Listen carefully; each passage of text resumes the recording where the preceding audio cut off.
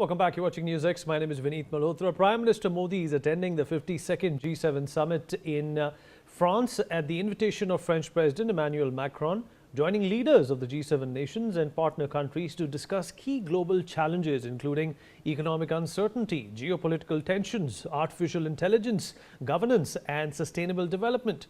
Amidst the summit's broader agenda, attention is focused on Prime Minister Modi's scheduled bilateral meeting with US President Donald Trump on Wednesday, that is tomorrow, where the two leaders are expected to discuss trade, visas, energy cooperation, and wider strategic ties as well.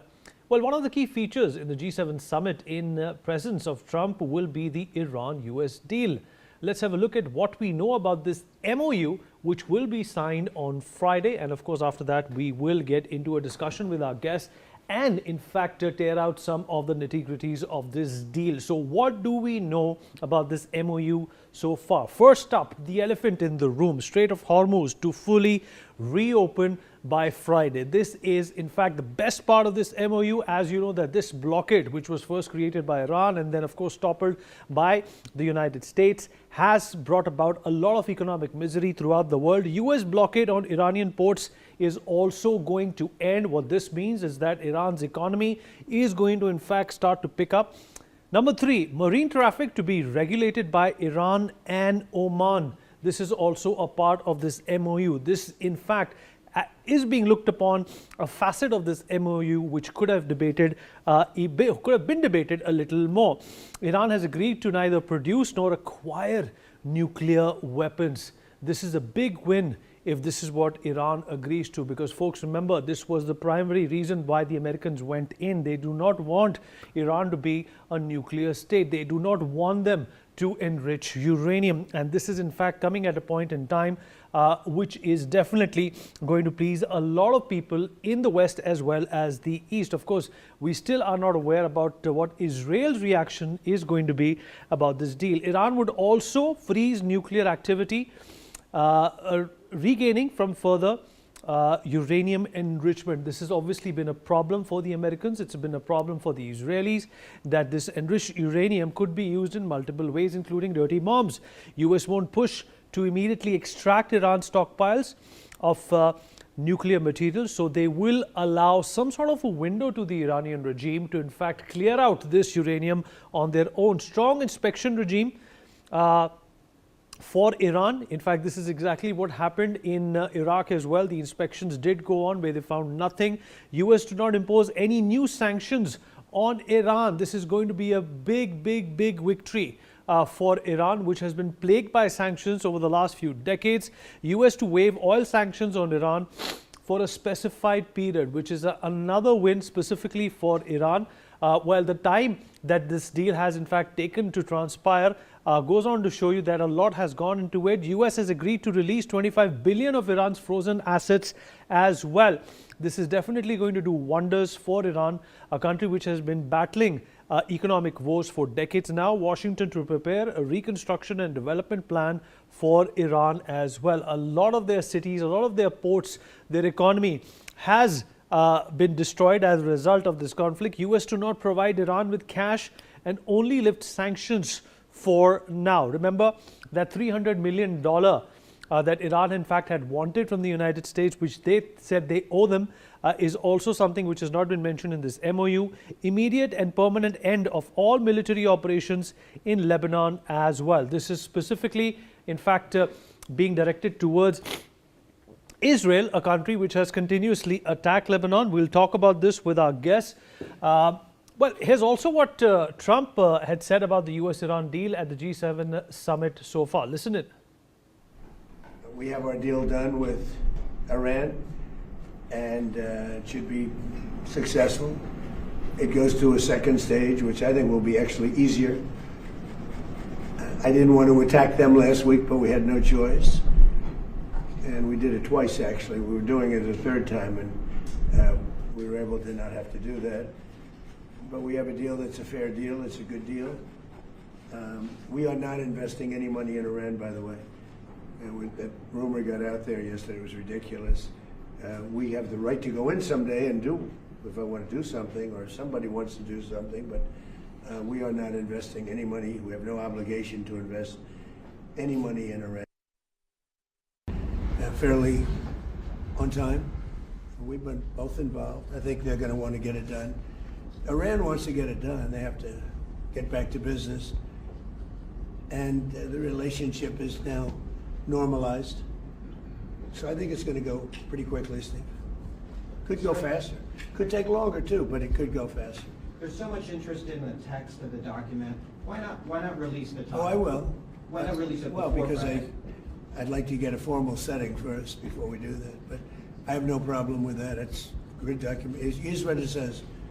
Iran will never have a nuclear weapon. That's what it says. It won't have one to buy, to develop. They will not have a nuclear weapon. Do it all day long. We're not investing any money. We have the right to if we want, but we're not investing any money.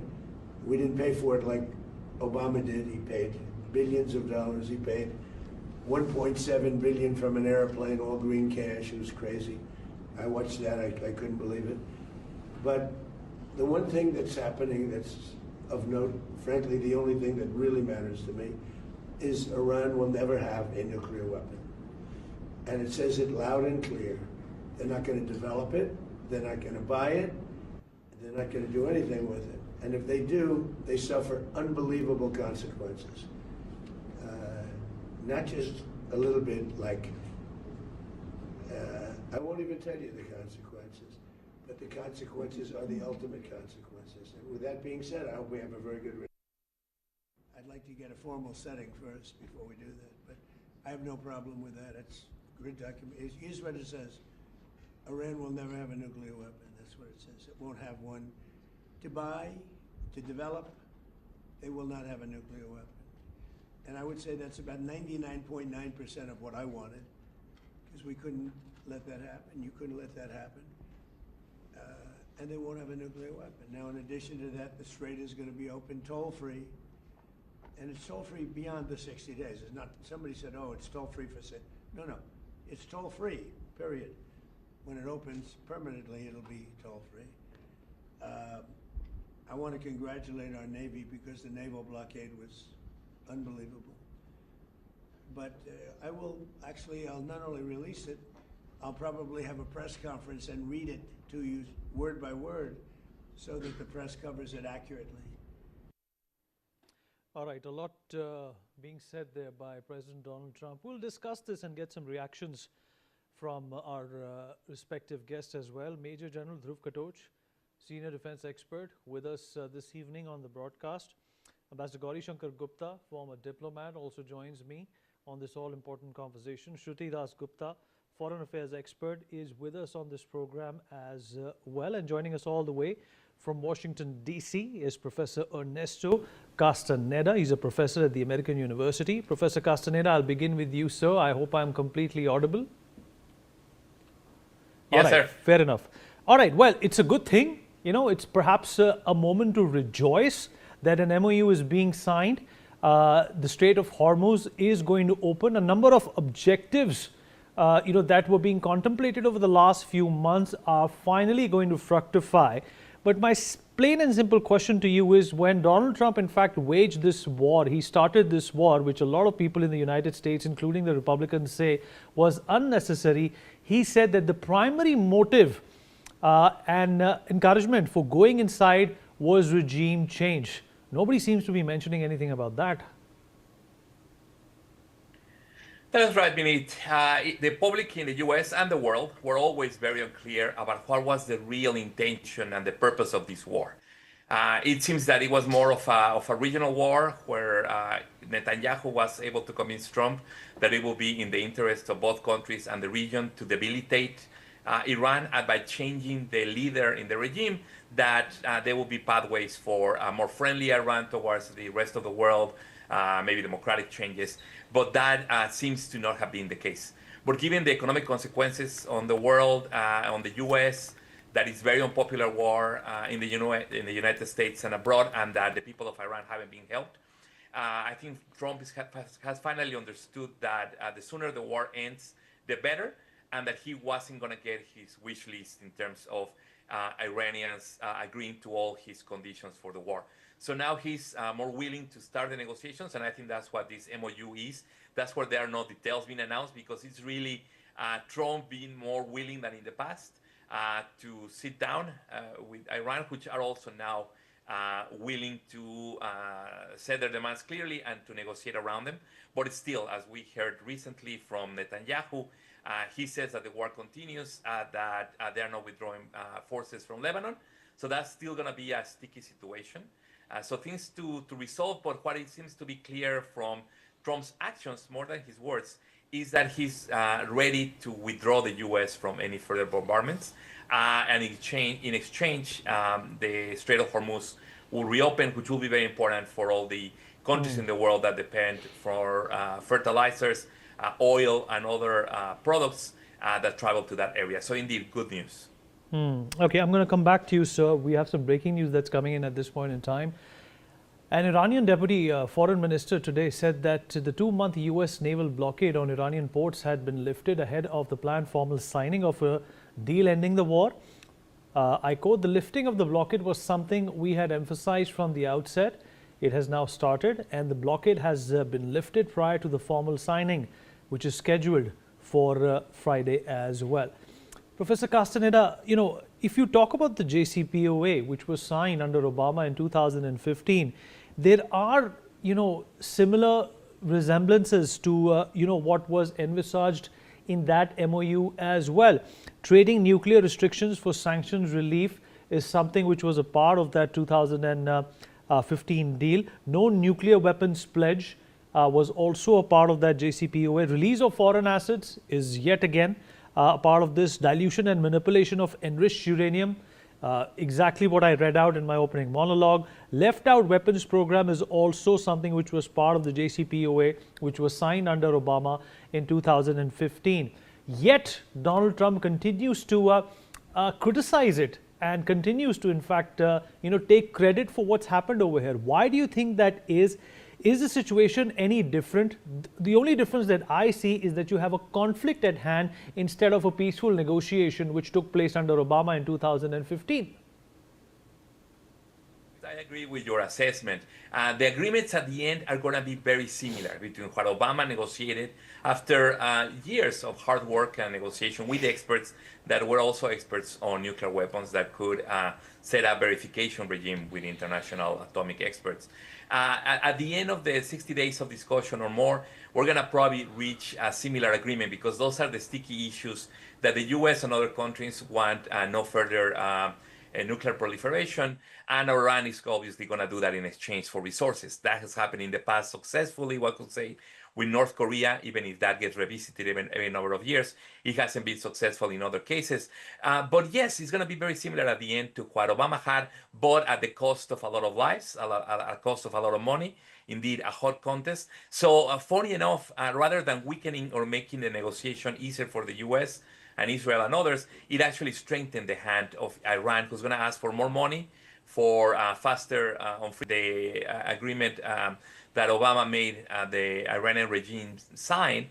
But Trump, kind of his reason for running and one of his modus operandi as a president has been to differentiate himself largely from Barack Obama. So that's why he's saying these things.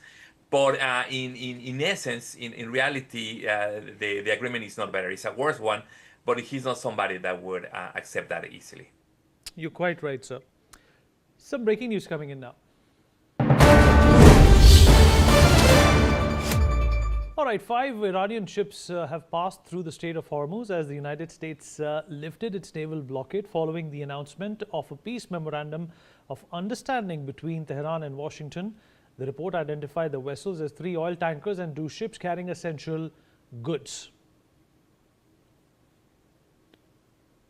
All right, let me also rope in General Katoch into this conversation as well. General Katoch, you're very familiar with the JCPOA, much more familiar than anyone here. But the fact of the matter is that in 2015, Iran never played the Strait of Hormuz card, which it did at this point in time. How has this come out to be, a major reckoning when it comes to the Americans dealing with Iran? Thank you, Vineet. I look at this slightly differently, this particular situation.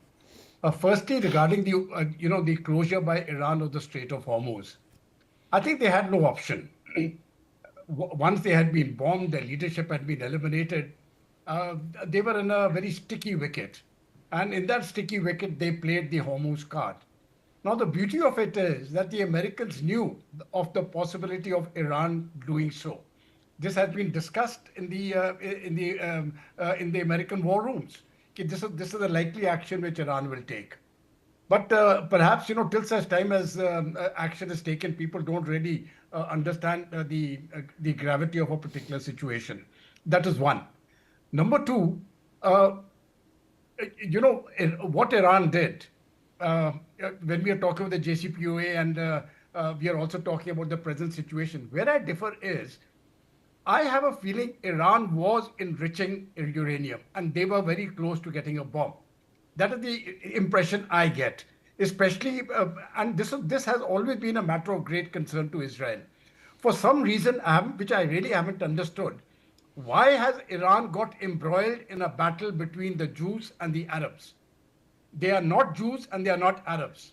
They live 1,000 kilometers away from where the conflict is. So why did they get involved? It wasn't their war to fight.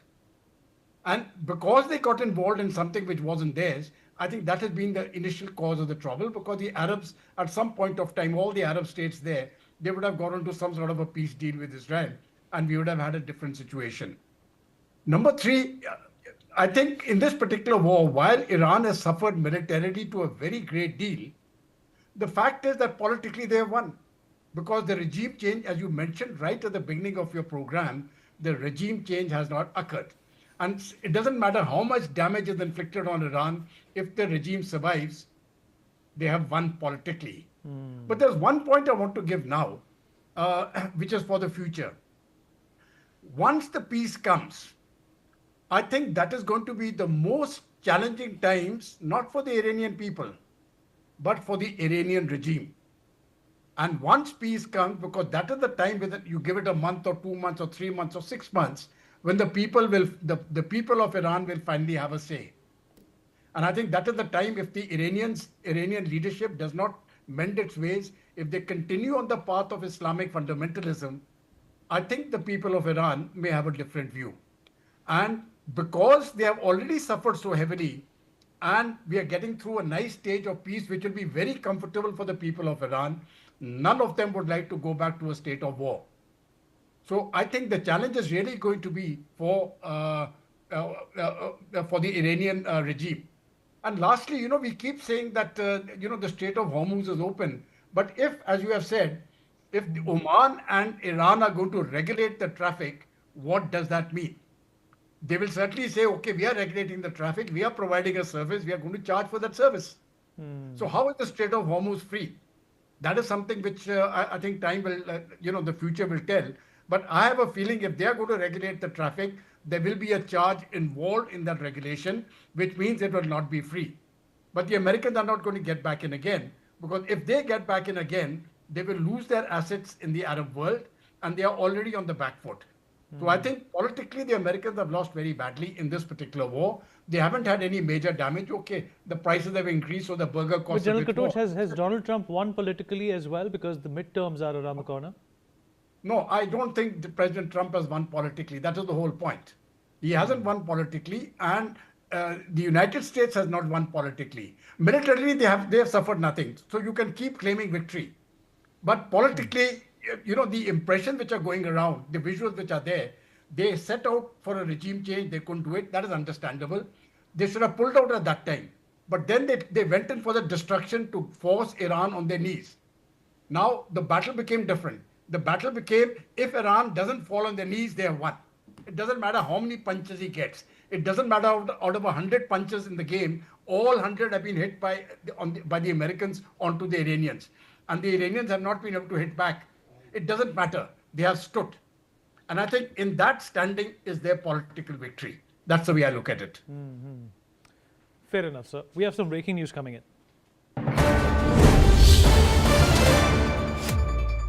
Well, there are currently 14 Indian flagged vessels stranded in the Persian Gulf region awaiting safe passage through the Strait of Hormuz. These ships include crude oil tankers, LPG carriers and cargo vessels, and they remain stuck alongside nearly 500 other commercial ships due to intense regional tensions and blockades. Let me also, in fact, take an input from Ambassador Gauri Shankar Gupta on this evolving situation. Ambassador Gupta, what do you make of this MOU? Is this a political victory for Iran? Is the regime going to feel, some sense of accomplishment? Just keeping the fact in mind that they have survived the original objective that Donald Trump set out with, which was regime change, and that has not happened. And also, sir, very important for you to address, what does this mean for the people of Iran? Good evening, Vineet. Good evening to all my co-panelists.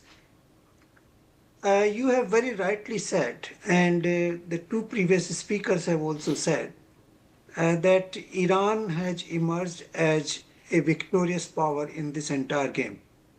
I not only endorse, I will bring out 3-4 points to illustrate it.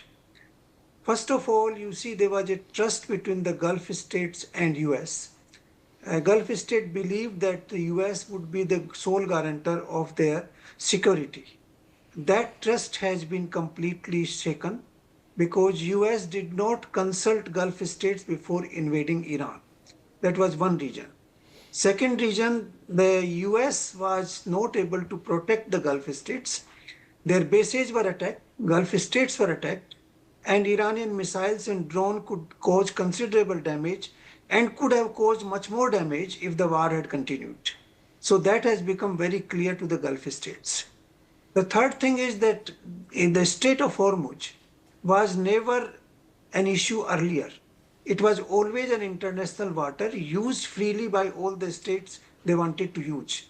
Now it has become a weapon, a very potent weapon in the hands of Iran. And they are collaborating with Oman. And if they are going to manage the entire strait, obviously they will exercise sovereignty over it, which is a considerable damage not only to US, but to the entire world, because this has never happened. And this will set a new precedence for other states which are around the world. So in that sense, it is a clear damage to US as well as to other countries in the world. The next issue is the financial issue. Now US, according to the reports, US agreed to release $28 billion which are in frozen assets. It was never done before. During Obama time, it was $1.3 billion alone, only. Now it is $28 billion, which is a huge sum. And obviously, Iran is going to use that money to again, strengthen its what we call the fundamentalist regime, and also to acquire more technology for drones and missiles. And they will become, in fact, more powerful. Now, I have served in the Gulf countries, and I know that Iran was completely isolated for a very long time. It was like a pariah state. But today, Iran is in a mainstream. They have, completely acquired, in fact, they have acquired a primary role in the Gulf. And Gulf states today are scared of Iran, and they will continue to remain in the shadow of Iran in the long time to come because of this agreement. Iran will develop its missile technology, its drone technology. If not nuclear, doesn't matter. Nuclear technology is not important to control the West Asia. So Iran is going to control the West Asian region effectively in the coming years if this MOU is signed and if implemented. I think this is a loss for the entire world, because the fundamentalist regime in Iran will acquire more power. They will promote fundamental Islam all around the world. They will control the energy supplies from the Gulf. They will control the Gulf states, and they will demonstrate their power, and they will compete with US in the region. Fair enough, sir. Over to you. Fair enough, sir. Some breaking news coming in now.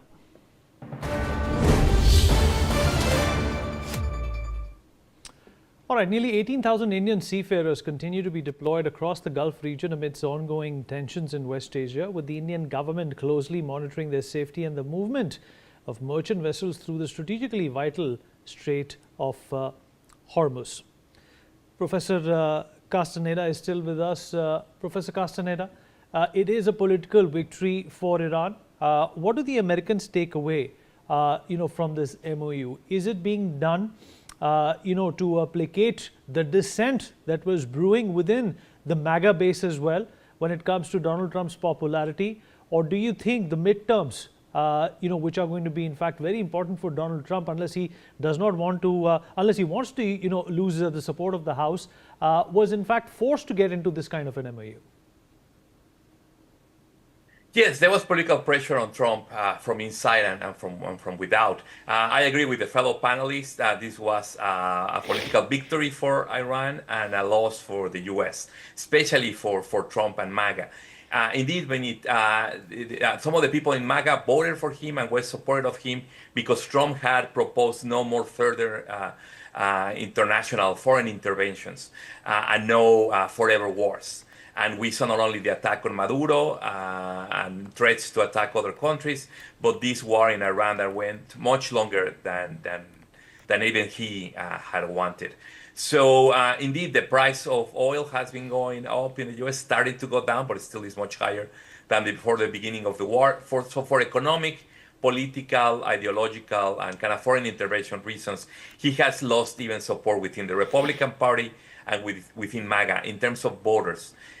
Congress people are still behind him for the most part, but even some Republicans in Congress some days ago voted in favor of basically against the war. It was a symbolic move. It didn't have any real impact, but the War Powers Resolution indeed was approved, even with some Republicans. So in the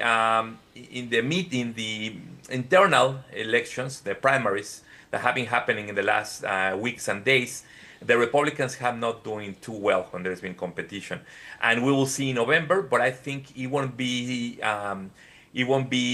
still too soon for the price of gas to go back to the way it was before the war. And even so, other prices have gone up for food and other things that are harder to come down once they go up. And still, there'll be a political price for Republicans to pay in November, when, yes, probably he will lose control of the lower chamber of Congress and maybe even the Senate. That becomes even more probable, partly because of this bad adventure in Iran. All right. Sir, appreciate you joining us. Thank you so much for your time. I know you have to go, but really appreciate your time. Thank you so much. All right, some breaking news coming in. Well, breaking news coming in. Gold prices in Delhi are holding strong today, with 24-karat gold trading at 15,152 rupees per gram, 22-karat at 13,890 per gram, and 18-karat at 11,368 per gram. This comes amidst easing geopolitical tensions following a preliminary agreement between the United States and Iran to halt hostilities. The US-Iran deal, which includes a ceasefire extension and steps to reopen the Strait of Hormuz, has lowered oil prices and reduced immediate inflation fears, factors that often influence gold as a safe haven asset. All right, let me in fact rope in Mr. Sumit Peer also, who joins us as this point in time. Sumit Peer, a senior political commentator, joins us on the program. Sumit, I hope you can hear me. Thank you for joining us. Loud and clear, Vineet. Thank you very much for having me on the show. Sumit, of course, now we are at the business end of these negotiations, where there seems to be a light at the end of the tunnel, and that light at the end of the tunnel is not an oncoming train, Sumit. It's absolutely a ray of hope that hostilities will cease to end. But one of our panelists, in fact, General Katoch, raised a very important point that after this, things may return to normal in one category, in one aspect. But when it comes to all things that have necessitated a relationship between the Gulf countries and the rest of the world with the United States, that is likely to change dramatically. What are your views on that? Vineet, when you look at what is happening right now, because in my personal opinion, I think it's more of a hogwash what we are calling as a unsigned MOU, and when it gets signed and it turns to deal. And how many deals has Iran accepted so far? How many deals has Iran abided by so far? You are doing deal with the Islamic Republic of Iran. As per Islamic laws, they can tear it and put it in the dustbin today if they want. You have to know whom you are dealing with. Trump is not dealing with the UK or India, where there's a democracy, where there's a constitution. One mullah who's half injured can determine the outcome of deal even when he's sleeping. That is the reality. I've been very bluntly upfront. That is what it is. So if you want to control the oil prices, you want to control the stock market. Sumit, you have a very valid point over there. In fact, the 2015 JCPOA also was signed by Iran, in which they were told not to enrich uranium, and they continued to do so. They did everything what they didn't sign for. They did exactly the opposite of everything what they signed for. Now, if you look at this deal, now what you have done, you have disturbed the power equation in the Middle East. You have weakened Iran, but there's a new Khalifa which is coming up, that is Tayyip Erdogan. He's trying to project Israel as the enemy of the complete Middle East and the Muslim Ummah. That is what he's trying to do. Now, there's a talk of a $300 billion which has to be paid to Iran. There's a talk of they will control the Strait of Hormuz with Oman. There's a talk of the uranium is not in the discussion. And they're saying that if you attack Lebanon, if Netanyahu attacks Lebanon, there's a violation of the fundamental deal and it's gone. And let's say if I'm a Mustafa Khamenei, I have to just ask somebody in IRGC to call Hezbollah, send a couple of missiles to Iran, to Israel. Israel will retaliate. Then I say, okay, there's a violation of the ceasefire, so I'm going to attack Iran, and the story comes on.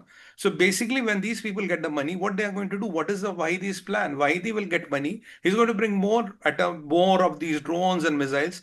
The blockade is over. China will be rushing in ships, machines, equipment to build that. So whatever you have possibly gained over the years, over the months of war or whatever, that will be diminished, because the day Iran gets the money is not going to be used for building dams or schools or colleges or running some quantum computing labs. They're exactly going to be used to build missiles and all. That's what they're going to do. So what you have done, and in fact, the way Trump is trying to handle Netanyahu, where you are telling him that if your people are not killed, you are not supposed to retaliate. Now, look, if Israel leaves his guard for 24 or 48 hours, there'll be no Israel. But Trump and Iran are 2,000 or few thousand miles away. They're still okay there. But for Israel, how can you do that? Now, the question is, Trump always said that Obama traded Israel for Iran, and my deal is better. Where is the deal?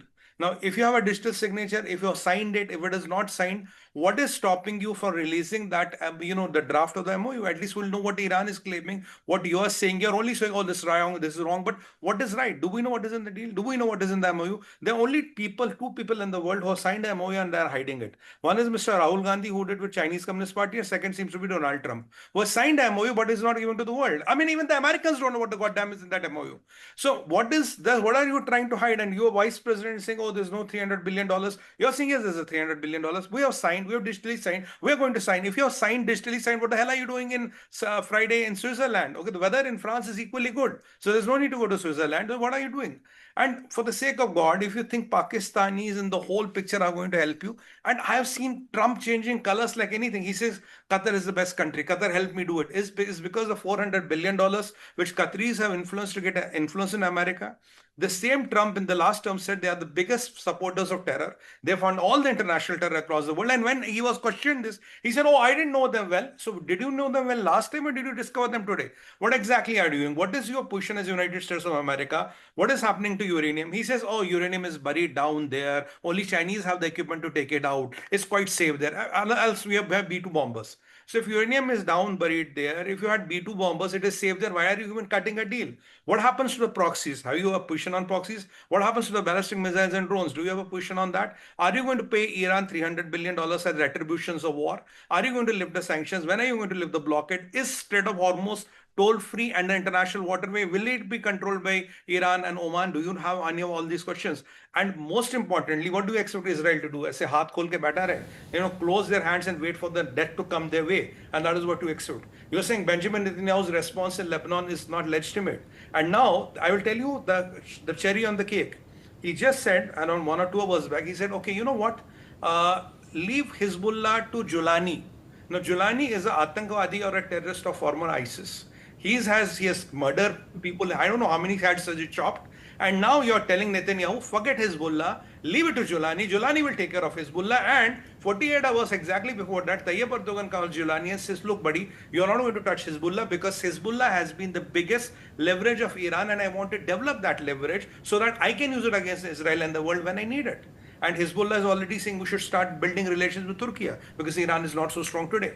So now if you look at the whole thing, what is happening, either the money, $400 billion has infiltrated every system of America, where they have no head and tail what they are doing, what they are talking and what they are going to do about, or there is somebody who's in a great hurry. It may be midterms, it may be JD Vance, who was running low in the approval ratings than Marco Rubio, because Rubio believes it can be done by the war. JD says, no, I can do the deal. And then you have the Trump's son-in-law and the Trump's best buddy who are trying to cut a deal. So JD took that camp. Now, if everything is hunky-dory, why is Pete Hegseth saying, I'm not moving the ships, I'm not moving the aircraft carriers, I don't know when I have to go and put the blockade again, I don't know will Iran comply. And Agarachi just 3 hours back said, any attack on Lebanon is a violation of the so-called MOU or deal or anything.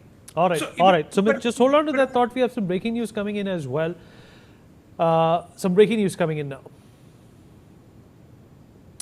Well, Bitcoin has surged past $65,000 today, climbing as high as 66,000 plus in the last 24 hours as geopolitical tensions ease following the US-Iran ceasefire agreement. The cryptocurrency is currently trading around $66,000, gaining roughly 1 to 2% in the past day.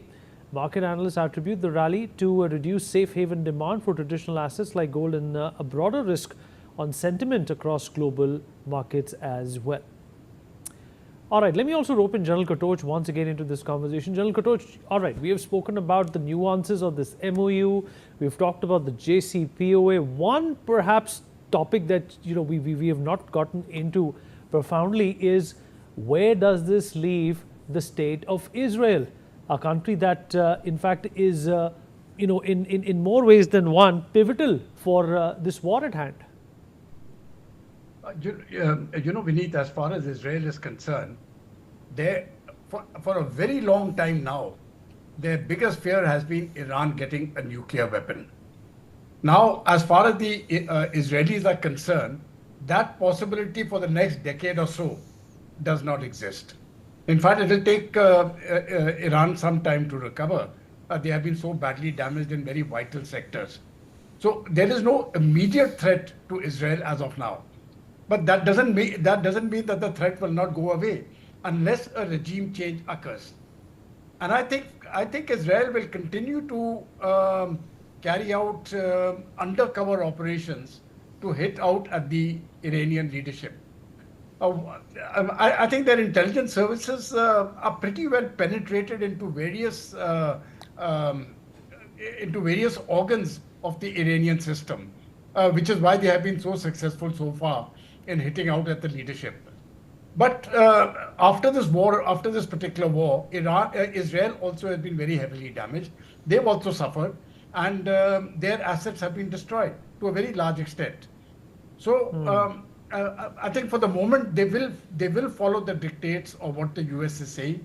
They are not going to, in my view, they're not going to up the ante for the moment at least, unless, as Sumit Peer very rightly said, if Iran wants it to go up, they will simply tell the Hezbollah to go and attack Israel, and then Israel will retaliate, and then everything is off.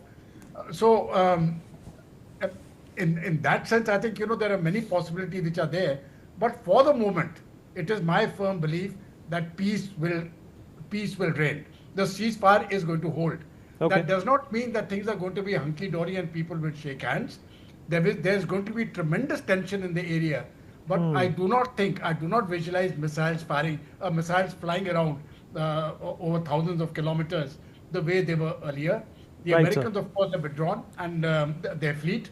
And the opening of the Hormuz, as I said earlier, that appears to be doubtful. If people think it's going to be free, I have a feeling that they're going to charge service charges.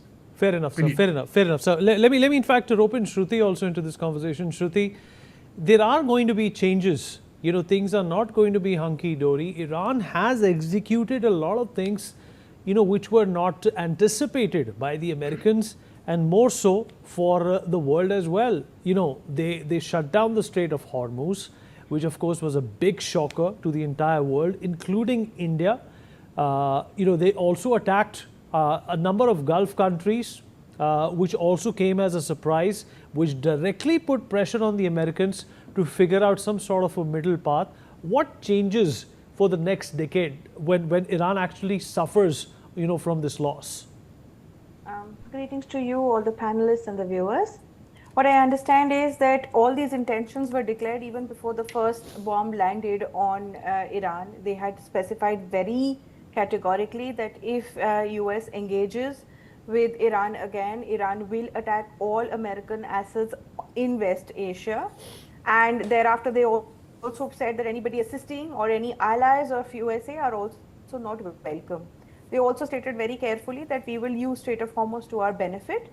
I believe that came from a small incident in 2008 where they were successful in thwarting US naval ships using just their speedboats and dropping suspicious looking, square boxes, cubes into the sea, and that scared the US generals enough to know that the strait now might be mined. So these strategies are built over time, and they knew that they can cash in this particular opportunity when their backs are pushed to the wall, because they also understood by attacking their allies, their neighboring nations, as well as blocking the Strait of Hormuz will make them enemies as well. So as a consequence of whatever is going to be signed on paper and whatever is going to be said in the next 24 to 48 hours in relation to the US-Iran deal, we will see the world order change, both globally as well as just specifically for West Asia. Iran now stands tall and strong despite having its knees cut off from beneath it. Its infrastructure losses don't matter. Its airbase losses, its oil economy being crippled and all will not matter, because in the long run they're going to get access to their frozen accounts, they're going to get trade deals, they're going to get infrastructure development projects.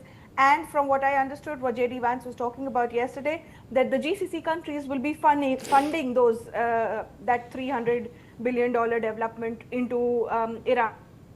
So they come out stronger, they come out taller, and that's one Shia nation, the only Shia nation I believe in the world, who is going to now stand and lord it over all the other Sunni nations in the West Asia. So they've created a new boss to which Saudi and Qatar will now have to tip their hat to. So that's one change. Beyond that, I don't think I agree with all the other panelists. They have never invested in their own economy. Their unemployment index is high. Their inflation is high. They've had protests in January just because the people were unable to keep their businesses afloat. But instead of addressing those local internal problems, Iran is always focused on arming itself to the teeth and arming its proxy wars around in West Asia all along. So there is not going to be a shred of doubt that the money that is going to flow into Iran will obviously ease the lives of people in Iran, but will also ensure that the world continues to stay in a flux and bows to what Iran has to say. As General Katot said, that the Strait of Hormuz is going to be a very big point of contention, because Iran says, my friends don't have to pay. But how long will it kind of continue to give free checks to their friends when Oman is also in on the deal? So who decides? That means you have to now cater to the friendliness of Iranians to ensure that you don't have to pay any toll tax on that particular freeway. So there is going to be a lot of changes, whereas Strait of Hormuz, West Asia, its power dynamics. Turkey, of course, wants to project big, but Qatar has just now, I believe Donald Trump was saying they're going to invest another $1 trillion into the US economy. So Qatar is buying itself way into the entire US system itself, not just the government, the entire system that runs despite whoever's in the government. And as you've all said before, that JCPOA is just a worse version of what is being done now, or is being projected now. It just shows that no matter who's sitting in that Oval Office and on that chair in the White House, the people behind the scenes are the exact same people, and the deals obviously always look the same. Might be slightly better, might be slightly worse, but ultimately this is a win situation for Iran, unfortunate situation for USA, and probably a political suicide for Trump. You're quite right, Shruti. We have some breaking news coming in now.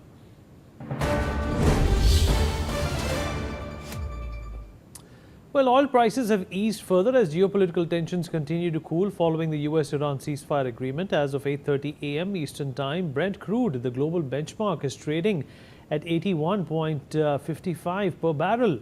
That's $3.07 lower than yesterday morning and roughly $9 higher than the same time last year. The drop comes as markets welcome reduced risk in the Middle East, particularly with steps being taken to reopen the Strait of Hormuz. Lower oil prices are providing some relief in terms of inflation, even as they remain elevated compared to a year ago as well. Ambassador Gupta is also with us on the program. Ambassador Gupta, once again, the question of Israel is also very important here. Netanyahu is going to be also under a lot of political pressure once this MOU is signed. What's his political takeaway from this MOU? Vineet, Israel will continue to face the existential threat. Iran has very clearly stated that they don't want any interference in their internal affairs.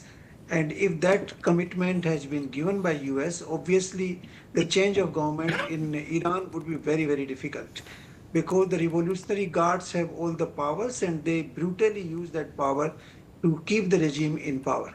So that regime will continue to be a threat for Israel. Now, even if the nuclear weapons are not there, Israel will continue to invest the $28 billion of frozen assets, which will be released right away. That amount will be used for drones and missiles. And those drones and missiles will be targeted towards Israel and also supplied to their allies, the so-called, Hezbollah and Houthis and, other groups in the region. So Israel will continue to face, and that is why they do not agree with this entire process. In fact, I feel the Israel's threat could be even more because so far the Gulf states were supporting Israel directly and indirectly. Some supported directly, some indirectly. But in the future, the Gulf states will also remain under the shadow of Iran, a 90 million country with strong, military power and a very fundamentalist regime will actually be a threat to the Gulf states, and they will perceive it. I have served in the Gulf states, and I have seen that they were all scared of Iran. Now that reality will be existing on the ground, because so far they thought that US will be able to save them, but in the future I think that would become more difficult. And then Iran using the Strait of Hormuz as a weapon, it means the other Gulf states will not be able to export and import through that Gulf unless Iran agrees. So the supplies from oil from Iraq, from Kuwait, from Oman, from UAE will be very, very difficult unless they have good relations with Iran. So Iran, in my view, will become a superpower in the West Asia, and they will create a major threat for Israel. And that is why Netanyahu is very, very scared. He doesn't want this deal to go through, and he will try his best. He has tried his best, but I think he will not succeed now because Trump is desperate. His political, base in the US is putting pressure on him, and he is losing his popularity. Midterm polls are coming very soon, and those threats and those fears are pushing him to finalize the deal. And the deal will be actually much worse than what was signed by the Obama, though it has been claimed by Trump that the previous deal was very, very bad. But now they are providing him $28 billion straight away in frozen assets and the $300 or $500 billion in terms of reconstruction projects. I think that will bring Iran, to become a major power and to strengthen the mullah regime very strongly. The Revolutionary Guards will get new weapons in their hands. Fair enough. So we've run out of time, but I appreciate your thoughts and also would like to thank all our guests who've been a part of this important conversation. We have some breaking news coming in. All right, the Indian stock markets ended on a positive note today, extending gains amidst easing global geopolitical tensions. The Sensex rose 544 points or 0.71% to close at 76,808 points. The Nifty also climbed 136 points or 0.57%, settling at 23,989 points. Broad-based buying was seen across sectors as investors welcomed the US-Iran ceasefire agreement, which has reduced years of supply disruptions and supported risk appetite in global markets. And as per sources we are getting to know, this is just coming in, 7 members of parliament from the Uddhav Thackeray faction may soon join Eknath Shinde's Shiv Sena. We are learning that on June 19, the occasion of Shiv Sena's Foundation Day, these MPs will first form a separate faction and subsequently merge with the Shinde-led Shiv Sena. Shweta Verma, my colleague, is joining us on the broadcast to talk more about this. Shweta, if you can hear me? Yes. Shweta, this is deja vu, isn't it? This is something that's happened to Uddhav Thackeray in the past. It's likely to happen again. What are the reasons for this defection by these MPs? Absolutely. In fact, this is one of the crucial developments that has emerged from the political corridors of Maharashtra, as we are understanding that more than 5 MPs from Uddhav Thackeray faction are likely to join hands with Eknath Shinde camp. Now remember, as per sources, the number of MPs are yet to be confirmed, but yes, our reliable sources also speak about how on June 19th, it's going to be a crucial day. In fact, that is the foundation day of Shiv Sena. This particular development can be, this can happen. It's very likely that we have been hearing all the buzz about Operation Tiger. Amid this buzz, we are given to understand that how more than 5 MPs are in touch with the Shinde camp. Having said that, it's also been seen just few days back how Uddhav Thackeray called for an important meeting at Matushri, that's his residence. Surprisingly, only 4 MPs did turn out to be there, physically present there. Out of 9 MPs, only 4 were present, and the rest of the MPs were not present. In fact, some were virtually present and some were unreachable. Having said that, again, it's very important to see what is going to transpire for Shiv Sena, because again, it's Sena versus Sena time in the Maharashtra political arena, what we are given to understand. With additional information that we have sought from our reliable sources, they also say that there are 7 MPs. However, we are yet to confirm the number of MPs, those who are in touch. With this, the loyalists of Uddhav Thackeray faction, known to be Sanjay Raut and Anil Desai, are said to be in Delhi to have this damage control that is taking place, where the defection is quite evident here. And clearly, it's again the time where Uddhav Thackeray versus Eknath Shinde, again on Sena versus Sena camp, is right in center of Maharashtra political corridors, what we are given to understand. All right.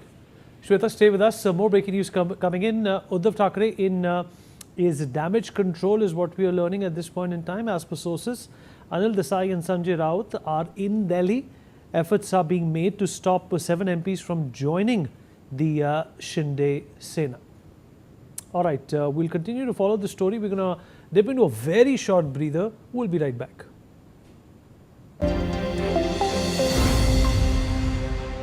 घर का खर्च चलाने के लिए रोहन की पढ़ाई वाली FD तोड़नी पड़ी।